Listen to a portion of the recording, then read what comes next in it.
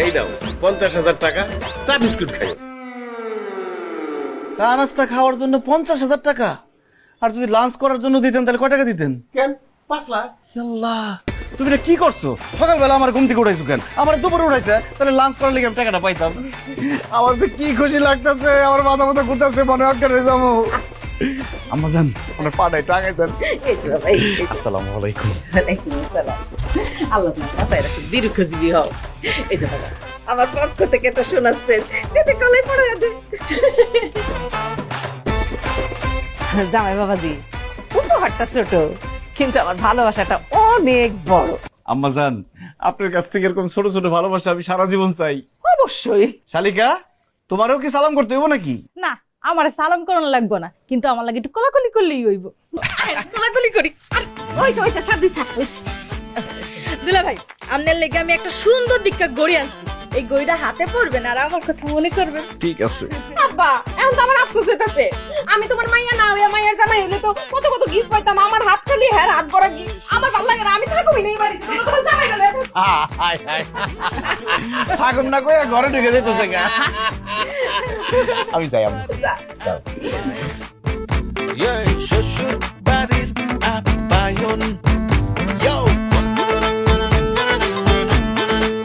কি হইলো? কি ভাবতাছো? ভাবতেছি বাপের বাড়ি থেকে শ্বশুর বাড়ি কত ভালো। মানে তুমি বুঝতেছো না? বাপের বাড়িতে সবসময় কত গালি শুনতাম, আর শ্বশুর বাড়িতে খালি আদর আর আদর।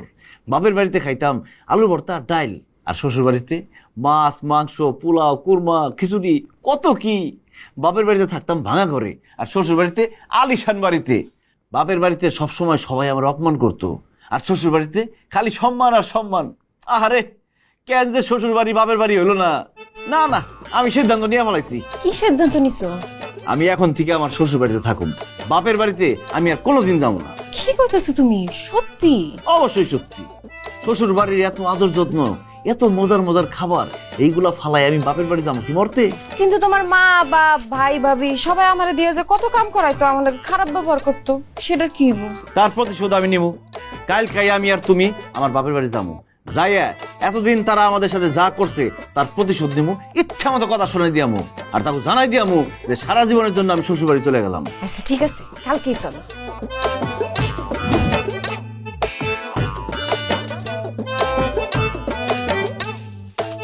কে কোথায় আছো? বাড়িতে কেউ আছে? ওই কারো তো দেখতেছি না। ওই সবাই কি হয়েছে?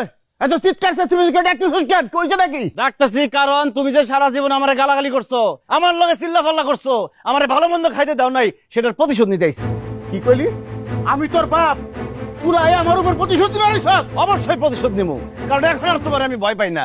আমার পিছনে আমার শ্বশুরের হাত আছে, আমার শ্বশুর বাড়ি আছে। তুমি জানি কি বলতে আমারে? আমি বলে বেকার ভাদাইন না। তুমি যে সারা জীবন কাম করছো, কামের লোক হয়ে কি করছো? সারা জীবন আমাকে আলুর ভর্তা ডাল দিয়ে ভাত খাওয়াইছো, সারা জীবন এই ভাঙ্গাচোরা ঘরটার মধ্যে রাখছো। অথচ আমি ঠিকই শ্বশুর বাড়িতে যাই আপ্যায়ন পাইতেছি, সুন্দর সুন্দর জামা কাপড় পাইতেছি, স্বর্ণের চেন পাইছি, চশমা পাইছি, টাকা পয়সা পাইছি। আর তুমি এখনো সিরা গেঞ্জিটা গায়ে দিয়ে পাতা টোকাইতেছো। তাহলে বাদাম মাটা কে, আমি না তুমি? এই খবরদার, তুই আমার স্বামীরে বাদাইমা কবি না। তোর কত বড় সাহস, তুই তোর বাপেরে বাদাইমা কস? বাদাম মারে বাদামা কইবো না তা কি কইবো? Bill Gates কইবো?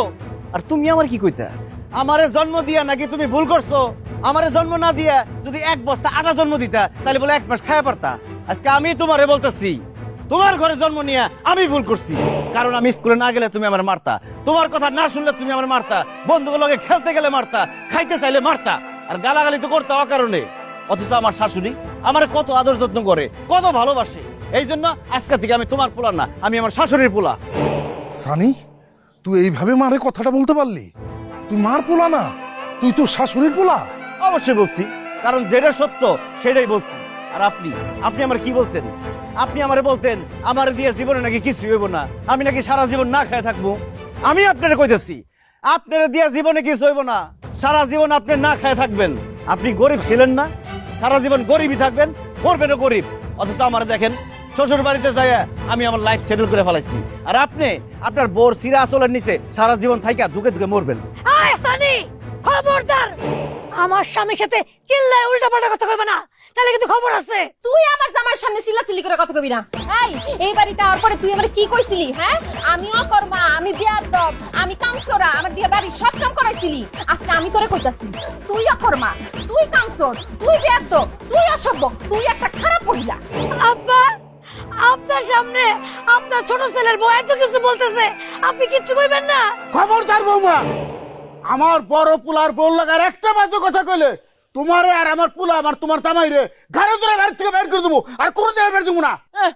আইসে আমাকে বাড়ির থেকে ঘাড় ধাক্কা দিয়ে বাইর করে দিব, যে না ভাঙ্গা বাড়ি আবার বাড়ির থেকে ঘাড় ধাক্কা দিয়ে বাইর করে দেওয়ার অহংকার করতেছে। শোনেন, একটা কথা ক্লিয়ার করে শুনে রাখেন, আজকে থেকে আমি এই ভাঙ্গা বাড়িতে আর থাকুম না। সারা জীবনের জন্য আমি শ্বশুর বাড়িতে থাকুম, কারণ শ্বশুর বাড়ি মধুর হাড়ি, আর আমার শ্বশুর বাড়ি খালি মধুর হাড়ি না, মধুর ড্রাম।